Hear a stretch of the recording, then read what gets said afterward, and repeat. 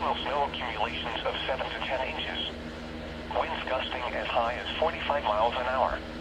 The areas affected include Keokuk, Washington, Jefferson, and Van Buren counties. The hazardous winter weather conditions are expected until 3 a.m. Monday. The worst conditions are expected during the late afternoon and evening period. Additional details: travel could be very difficult. Areas of blowing snow could significantly reduce visibility. A blizzard warning means severe winter weather conditions are expected or occurring.